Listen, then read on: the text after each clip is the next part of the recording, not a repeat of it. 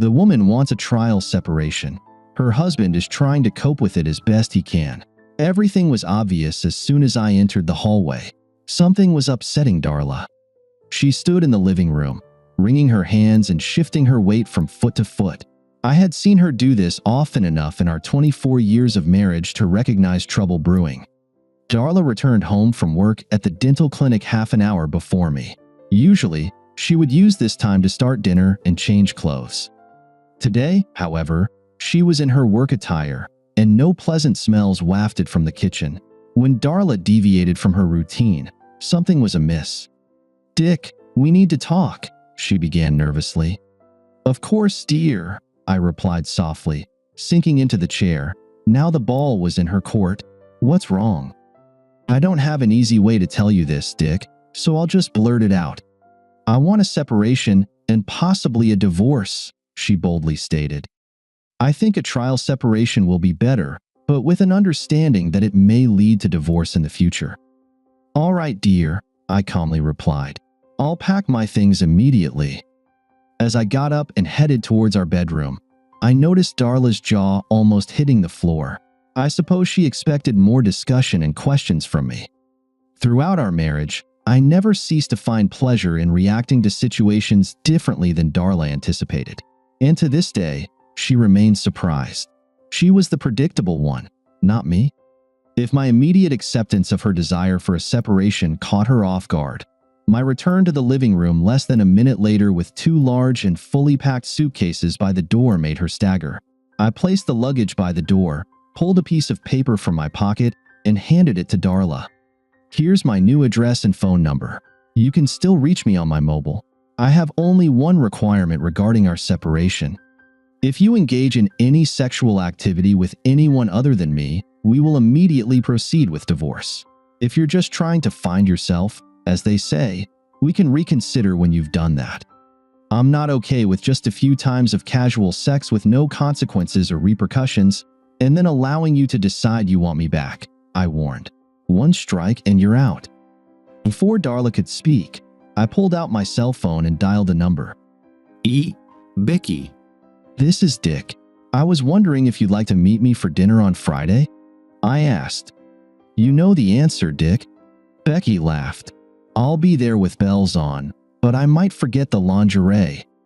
I chuckled, hung up the phone, opened the door, and grabbed my suitcases. I left Darla stunned and silent in the living room as I safely walked down the path to my car. Although it wasn't a fancy dinner, Becky and I enjoyed a good steak before heading back to my apartment. She had just brought me to my 3rd orgasm when the phone rang on the bed. Holding me in her cozy love nest, Becky leaned over and picked up the receiver. "Hello?" she answered, holding her breath. "Darla? Can he call you back in a few minutes? He's a bit tied up right now, and he needs to relax a little. But I think I can help him unwind. Be a dear and give him half an hour, or, just in case the train arrives at the station a bit later than I expect, would that be all right?" With those words, Becky hung up the phone and with renewed energy began to work on me again. I continued to squeeze her bouncing breasts as she worked to take me where I so desperately needed to go. "Damn!" she exclaimed.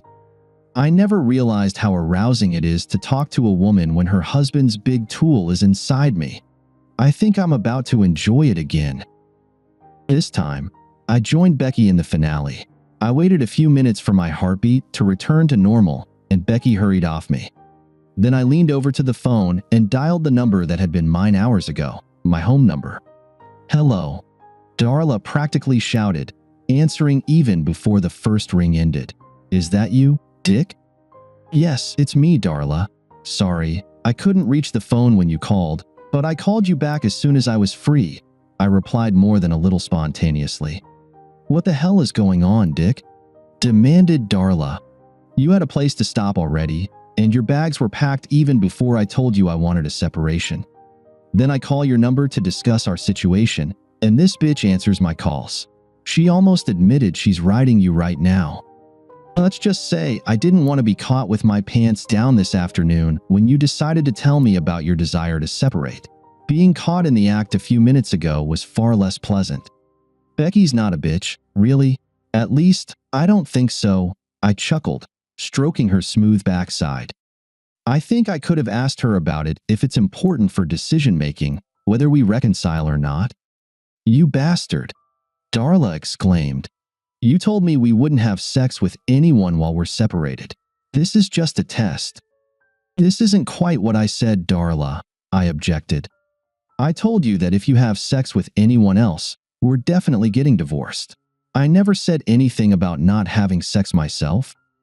You're a real piece of shit, Darla snapped. How do you think you can play by different rules or even dictate them? If you can go out and have sex with some bitch, I damn well have the right to sex too.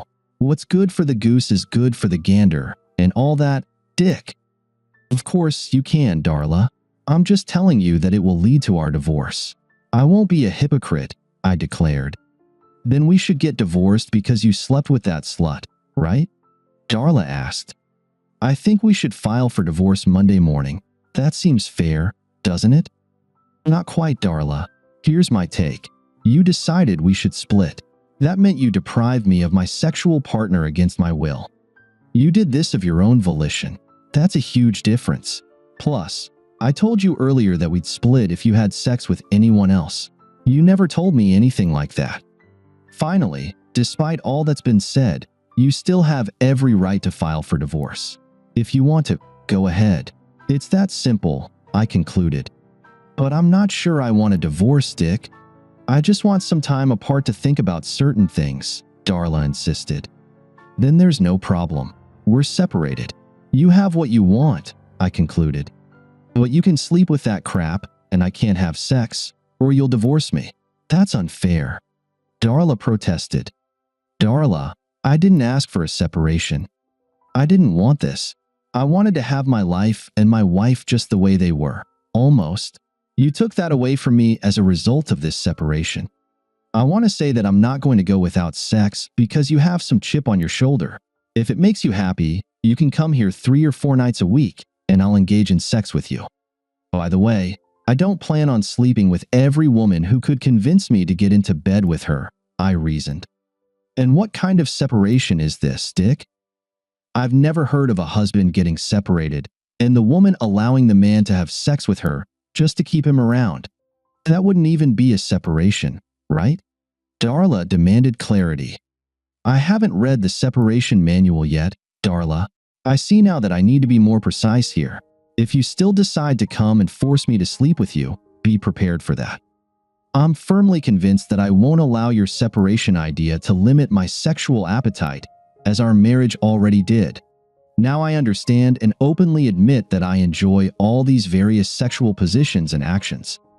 I don't want you lying there motionless for a few minutes, as if you're making a greater personal sacrifice, and then you expect me to stop sleeping with real women? If you want to appear at my door to satisfy my sexual hunger, bring lubricant, lipstick, and whipped cream, because I'll be engaging in sex with you in every possible way, and in every place again and again, I promised. What's gotten into you, Dick? All I wanted was a trial separation to see if we'd stay married. In a couple of hours, you've turned into a sexual devil. You're rude, crude, uncouth, and vulgar. You've picked up somewhere and apparently slept with this trash to hell and back. You've probably been having sex behind my back for years. Rubbish. I never cheated on you and never asked for a separation. I'm just trying to find myself. Right now, I found myself with a woman with a big chest who's trying to caress me. We can talk again tomorrow, I joked, hanging up. Wow. Becky laughed as she took out my tool to take a few quick breaths. This conversation is really exciting. You've set the law for your wife. I didn't mishear. Did she call me trash? I've always been an observant person. It came naturally and was useful in many situations. It prevented many surprises that constantly befuddled most people. My wife Darla, on the other hand, hardly noticed anything unless you bit her on the butt. Darla was very enthusiastic about a new dentist who came to the clinic where she worked. He was in the final stages of divorcing his wife, who was a cheating scumbag. Yet, Darla would almost elevate him to sainthood, at least, according to Darla's perspective. Then, a few weeks ago, Darla stopped talking about him. Any questions I asked were deflected. It was as if this new guy had fallen off the planet. Darla's silence on the matter intrigued me more than her constant chatter.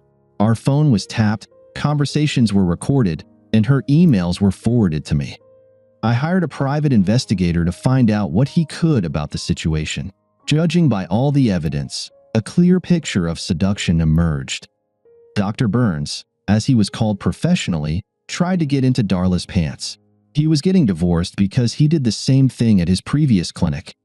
There were even a couple of his old patients who were close to accusing him of ethical violations. The guy was a scumbag. To Darla's credit, she managed to resist. She refused to cheat on her husband and end the marriage. That's when Burns started pushing her towards a divorce. He claimed that Darla wouldn't cheat if she were separated and had sex with him. Therefore, it was necessary for me to sternly warn Darla about having sex with anyone other than me. If she cared about staying married to me, she would have to prevent that jerk from taking off his pants. Becky had been my coworker for only a few months, but we had become close friends. She was a widow and had recently been transferred to the West Coast to be closer to her daughter and grandchildren. When I explained my family problems with Darla to her and my plan to escalate the situation to a critical point, Becky quickly volunteered to be the other woman. Reading Darla's emails and listening to her phone calls, I learned that she was planning to announce the idea of a trial separation on Friday afternoon. It was easy for me to go home for lunch and pack a couple of suitcases. Then I moved into Becky's apartment since she had 2 months left on her lease. On Monday afternoon, she would fly to the West Coast, so we spent the entire weekend having sex like monkeys. I continued observing Darla. Seriously, I would have dumped her on the side of the road if she even pleased Burns. I was a faithful husband and a devoted father to our son and daughter. They had graduated from the local university and had good jobs in neighboring states. I wasn't going to be a cheater or some womanizer. I decided that if Darla wanted me back, she would have to convince me it was worth it. I wasn't going to beg her. Even if we managed to stay a married couple, the status quo wouldn't return anyway.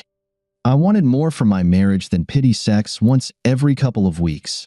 I wanted a woman who was willing to meet my desires and sometimes even raise the stakes. I wasn't going back to a monk's life. I had just reached my apartment after dropping off Becky at the airport when someone knocked on my door. I was more than surprised to find Darla standing there, crying. I escorted her into the apartment and sat her down on the couch. I sat next to her and waited for her to speak. It took a couple of minutes, but eventually, she composed herself and told me what was bothering her. "Dick, I've been so stupid.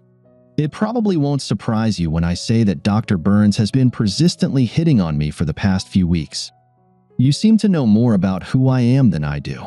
He convinced me to ask you for a trial separation so we could have sex," Darla confessed. "He told me that if we were separated, it wouldn't be considered cheating, and that you would even treat me better when I decide to take you back. Everything went completely off script. You were ready, your bags were packed, a place to stay, and even to sleep with some scumbag. It was all set. And then I come up with my brilliant idea. I'll never understand this, it seems, but I've been thinking so much about what I'll do. But I should have known you would outsmart me by light years. When I called you on Friday evening, and that woman answered and almost admitted that you were having sex with her, I almost died. Then, when you called back, I knew you had just finished doing it with her. It's horribly painful, Dick." Darla sobbed. "I spent the entire weekend thinking about what you said. I gradually realized that you honestly outlined the situation for me. I was the one asking for a separation, not you. I planned to spend a few nights having sex with Ed Burns, and then I would have let you crawl back home. You would have been just an unconscious victim of my stupid scheme." Darla wasn't the sharpest tool in the shed, but she was always honest and open. That was one of the reasons why her recent actions caused so much alarm. She wasn't meant to be sneaky and cunning. It just wasn't her. It turns out you weren't an unconscious victim. Somehow, you knew what I was planning and turned the tables on me. In an instant, everything changed, and now you were having an affair without guilt or remorse. I would have lost my marriage if I slept with Ed. I realized that you would somehow even know if I pleased him because you warned me. Finally, After hours of reflection and even more self-pity and tears, I realized what I was trying to do to you and to us. I even understood your quick and very effective reaction to my foolish, selfish, and completely undeserved actions. You got me good, Dick, but I deserved it. I decided to confront that good doctor this morning when he came to work, that he crossed the line, Darla concluded. So you just scolded him and expected me to forget everything, Darla? I asked. Should I forget that you were willing to risk our marriage because of some damn fool? That you were willing to put me through hell because some jackass wanted to get into your panties? Darla, you're a wonderful woman. There are plenty of men ready to have sex with you at a moment's notice. Do I need to worry now that you'll do this with every man who looks at you kindly? No, Dick, I didn't get rid of Burns this morning. When he arrived, a couple of police officers were waiting for him in the parking lot. He was arrested and charged with rape and who knows what else. One of our patients, Mrs. Gunn, claims he harassed her and raped her while she was under anesthesia. The investigation prompted a couple more women to come forward with allegations of inappropriate behavior on his part. He's in deep trouble, Darla grimly smirked. He's a piece of shit, and I risked everything for him, Dick. I can't say I'm surprised, Darla. It was pretty obvious to me that he was a cunning hound with the sensitivity of a street cat. Now he's out of the picture, and you think I'll forget everything? No, Dick, Darla slowly replied. I hoped you would keep your word if you hadn't lied to me. I've never lied to you, Darla, and I always try to keep my word. I just don't understand what you're talking about, I answered, feeling puzzled. You told me I could come here 3 or 4 nights a week, and you just have sex with me. You said it would save you from having to persuade other women to share your bed, remember? Darla asked. Yes, now I remember mentioning something like that when you brought it up, I admitted. I also told you I wouldn't go back to what we had. You'll have to actively participate, not just lie there and let me use your body. It doesn't appeal to me, especially after experiencing exhilarating and enjoyable sex, where both partners are actively trying to pleasure each other. I'm sorry if that offends you. I think I understand what you mean, Dick. Maybe you can help me learn to be more responsive. I'll do everything that jerk would do for you, and even a little more. I promise you that, Dick. If you promise me that you'll never see her or any other woman again, I'll be the jerk you want to be with or deal with. Becky was probably flying over Colorado at that moment and had no intention of ever coming back. I didn't know any other women who would let me use them, and I really loved Darla, so the decision was obvious to me. Agreed, Darla. I vowed. There will be no other women as long as you are my personal jerk.